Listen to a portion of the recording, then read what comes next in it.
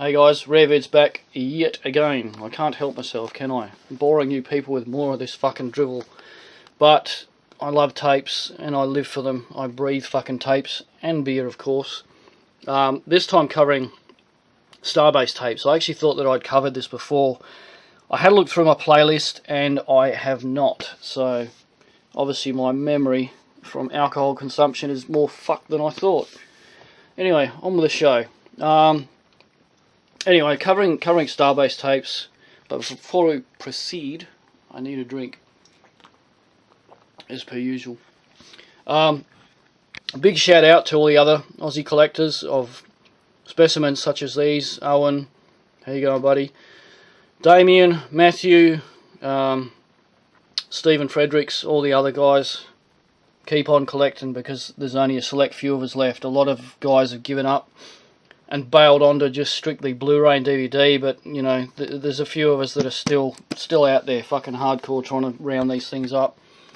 So start off with Without Warning. This one was, to be honest, pretty common back in the day. These days any Starbase seems to be damn near impossible to find, especially in good nick. This is a fantastic film, as many of you know.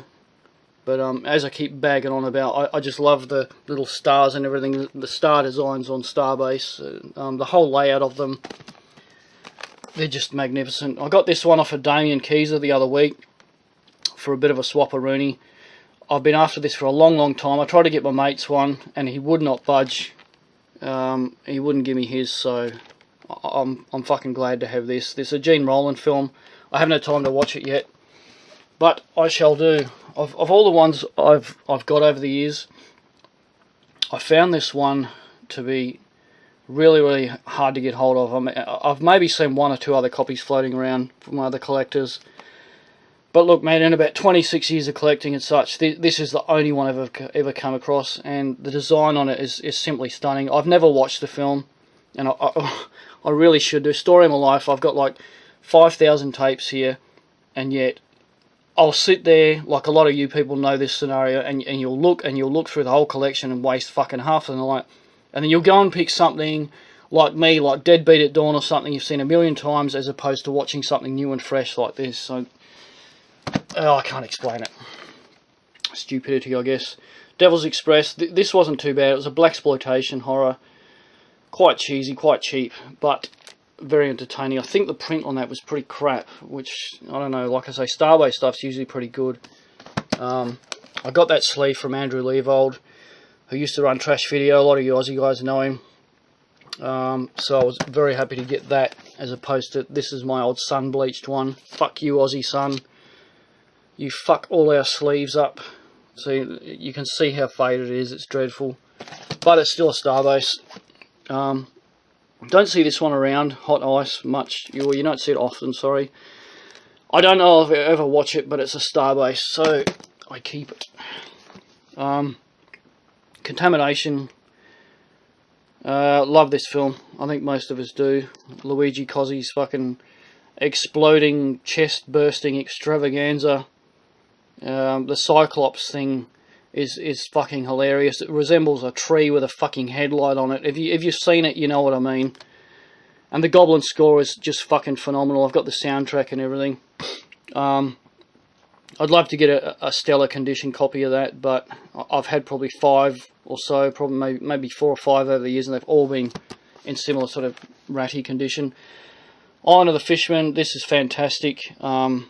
Richard Johnson, Barbara Bach, Joseph Cotton, the usuals from Italian cinema, and this was great. One thing that I picked up on a few years ago, I never noticed before, it's got Island of the Fishermen there, and on the cassette, and on the spline they call it Island of the Fishermen. I like stuff like that, discrepancies on sleeves and that. I find it amusing. The Witchmaker, this is very hard to get. Unfortunately mine's cut right down. I've had to put it in a small box. It's a good film. It's not gory or anything. It's not hugely violent, I guess, but it's very atmospheric. I just really dug that film. 70s fucking occult type film. Zombie Flesh Eaters. My favourite of the lot, I'm a real cheap old cunt, and I paid $100 for this, and I'll be honest, man, that's the most I've ever paid for a tape in my life. But it's in very, very good condition.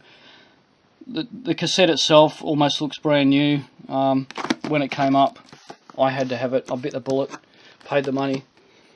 I got this off my best mate today, Jamie. I cannot thank you enough. I got it for free. I've cleaned it up, taken all the stickers off and that. It is a little bit cut down and whatnot, but it still displays very, very nice. And I'm fucking stoked, man, to have this in the collection to make up the numbers. I've only got 12, but I mean, it's fantastic. Look at the design on it. It's still got all the colour and everything. When they're all splined sort of lined up, they look great. Love Butcher. I started to watch this one night and got bored. Everyone swears that it's great. I need to go back and watch this again. It's supposed to be quite good. It's quite a rare find, this one, this actual title for Starbase. And again, like Frankenstein's Castle Freaks, sorry, it's the only copy of Love Butcher I've ever found. And again, it came from the same store. I've got that fucked up part there where the sticker came off, you know. And unfortunately, chaps, that's all I have. Like I said, I've only got 12. I'm forever looking for more, but Starbase, as a lot of you Aussie blokes know as well, they're very, very hard to find. You know, lucky bastards like Mr. VHS Vigilante, you know who you are.